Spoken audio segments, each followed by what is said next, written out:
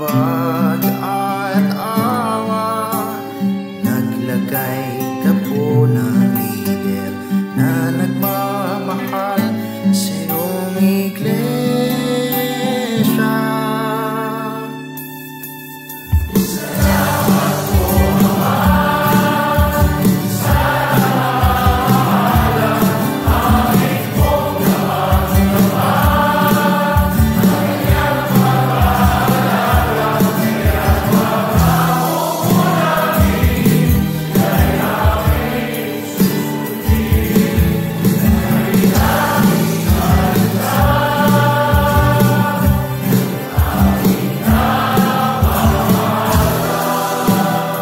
Kapatid na Eduardo Manalo, kami po dito sa Legal Affairs Department ng Iglesia ni Cristo ay malugod na bumabati ng maligayang kaarawan po.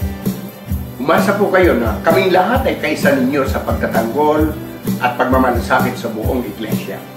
Mahal na mahal po namin kayo.